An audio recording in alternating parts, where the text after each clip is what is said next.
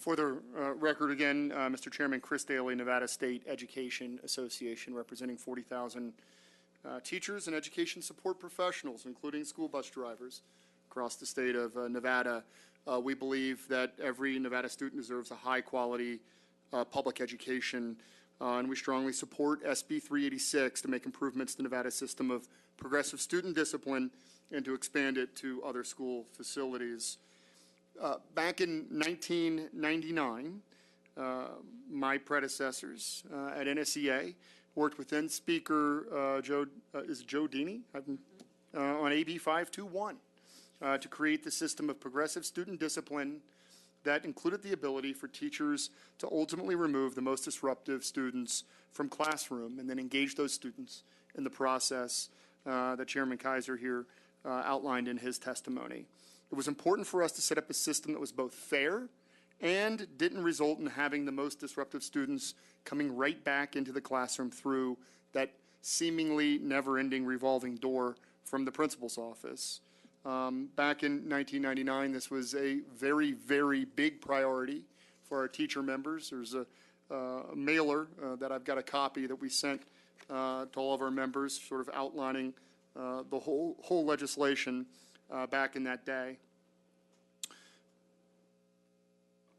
I think now when we look at how this law is working, we found that the system that was set out, this progressive student discipline system in AB 521, works best when it's taken seriously and when it's understood by all parties at a school site.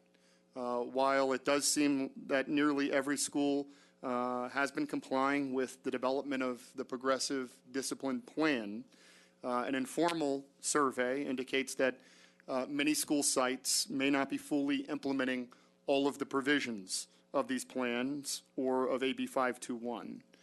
This probably has to do with a lack of knowledge of the existing law at many school sites.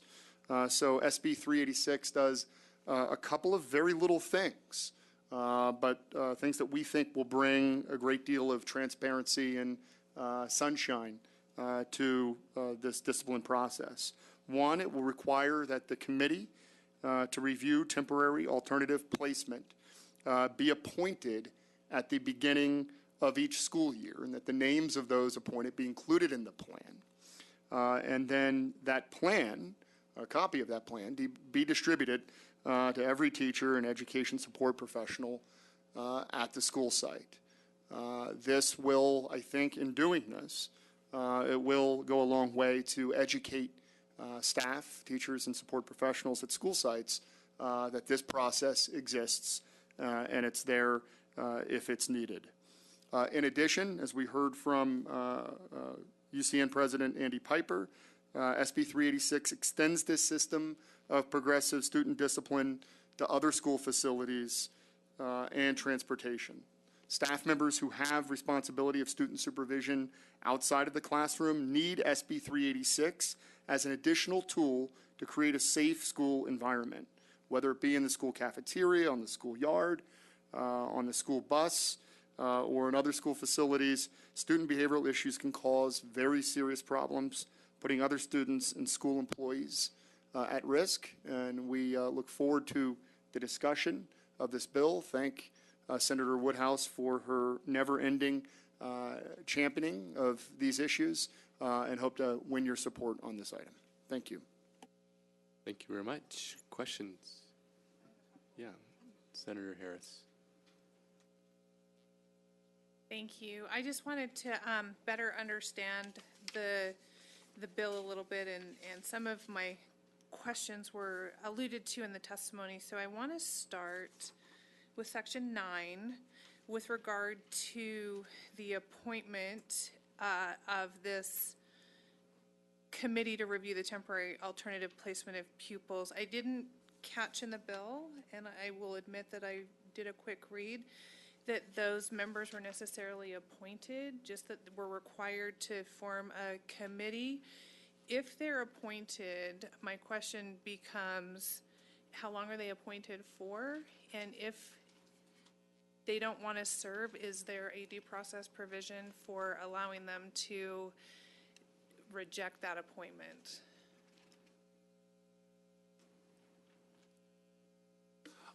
Again, Phil Kaiser. The idea here is that the principal typically would ask for volunteers and then appoint them officially, and they'd be members for that year. So at the beginning of each year, she would ask for people to participate in that way.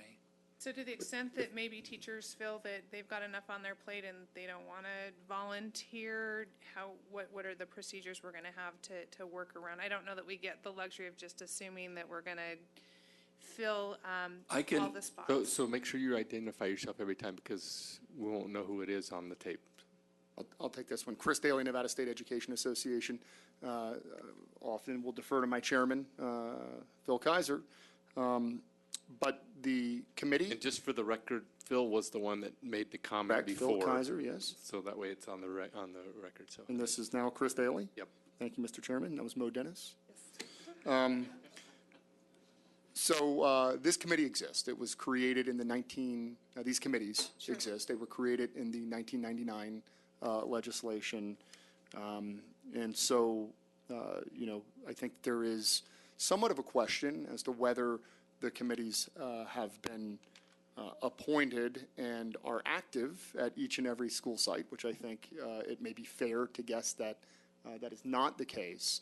But in terms of the language, the change here in SB 386 is not to create these committees, but to require that the committees be appointed early in the school year, and that the names of those who are appointed be distributed to everyone on the staff. And I understand that, and that's what I was actually getting to, right? But when you had mentioned that they were appointed, then that got me thinking, because I'm like, I don't remember a process for appointment. But setting that aside, I like the transparency, but I do have concerns with regard to who gets notice of the members of the committee. I can perhaps imagine a scenario where there might be a teacher that's a little reluctant to want to serve on a committee if all the students know exactly who they are, and they're going to be on the committee to review temporary alternative placement, because there may be some unhappy parents and students in terms of the decisions that committee has to make.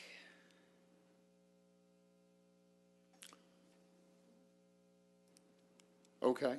I think that. So, I mean, I guess I'm reluctant to require a teacher to have to serve, and I know that you said that perhaps they're asking for volunteers, but I guess that my first question when I read that subsection F was why require the names of the members of the committee, and if we're going to require it, who gets all that information? The thinking behind requiring the names on the committee is to ensure that the committee exists. Okay. And that those stakeholders in the school community know that the committee exists. The issue that you raised around concerns around serving on the committee because the committee's work could be difficult, sure, I think is a fair one. We had not contemplated that. Okay, so for me, I'd like to see maybe that the committee is reconstituted every other year or something like that, so that if a teacher is going to give up their valuable time to serve, they know that they're not being stuck on a committee that they're never going to get off of. Right, and we also provide a variety of opportunities for every member of the school community to be able to serve in that capacity. So that was my concern there. And then I had another question with regard to section 11, where and it's a due process thing, and I agree with it, but again, just kind of following through to the end of the logical conclusion. So when we've got a student that's going to be excluded from school transportation, the pupil and the parent, I'm on page 7, line 10, the pupil and the pupil's parent or legal guardian must be granted an opportunity to respond to the explanation of the pupil's behavior and to indicate whether the removal of the pupil from the classroom or other premises or the exclusion of the pupil from the school transportation was appropriate in their opinion based upon the behavior of the pupil. As I read that, then the pupil and the parent get to come in and say, well, we don't think that result was appropriate. But I don't see anything that gives an alternate option for if they come in and say, well, we think that behavior was completely appropriate, or that their behavior was appropriate and should not have led to the exclusion of the pupil from the school transportation. So what do we do, or what's our process if a parent and a pupil contest the committee's decision?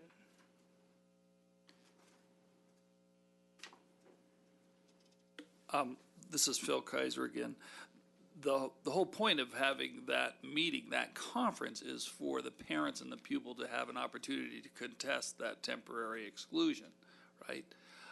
But if in the analysis of the committee that the student should still be excluded, then they have to find that temporary and a new placement for the student. Okay. Then my next question would be, what do we anticipate that temporary alternative placement would look like? Would it be a different placement within the school? Are we talking about sending them to a different school for education for a period of time? Are we looking at a suspension, or? Those kind of, the suspension or expulsion are separate kind of categories for this particular case.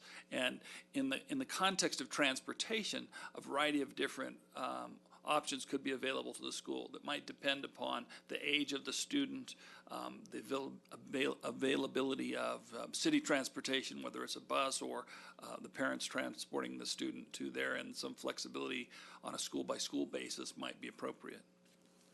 Okay, so that satisfies that. I would think I'd like a little more clarity around what happens if there really is, something stronger that says that the committee's decision would ultimately prevail in the event that parents and the committee disagree about what the resolution was. Because when I read the bill, that wasn't apparent to me, and I would think that as a parent, if I had a child that was in that situation, I would want to know exactly what that process looked like and what my options are and what the outcomes could possibly be there. And then I just looked at the effective date is July 1st, 2017, enough time for schools to get on board with these committees, because if we're going to appoint them prior to the school year, we're approaching that new school year in August. Right, and this is Phil again. These, the committees are supposed to be in place with the progressive discipline plans already. Okay. And so that would, I think, force the hand of many schools that do not already have the committee in place to put the committee in place. Thank you very, very much. Okay, other questions? Yeah. Senator Spearman. Thank you, Mr. Chair. I'm just wondering here, and I'm going back to a presentation we had back in February, I think it's like the 21st, 23rd, with community and schools, and we had the SAGE presentation. And one of the questions that I asked at that time was, what is the impact on classroom behavior and the way teachers deal with that of not having enough counselors in the school? And I know this bill wasn't designed to address that, but my specific question would be, have you given any thought, should this bill pass, have you given any thought to maybe doing some type of collaboration with entities such as CIS for capacity building? Because sometimes the behavior, they're acting out, but it has nothing whatsoever to do with them riding on the school bus, has nothing whatsoever to do. There could be other things, and I'm thinking about the young lady a while ago. There was a news article that talked about a young lady who was on her cell phone and wouldn't get off, and she was on her cell phone because she was looking at pictures of her grandmother who had recently passed away. So, should this pass, how do we make sure that if a student's going to be RPC, how do we make sure that during that time, if issues are identified, is there some way to collaborate with outside resources to make sure that they're getting the additional help that they need? Because if it's something that's going on around their environment, 3 or 4 days out of school is not going to solve it. So, just my question.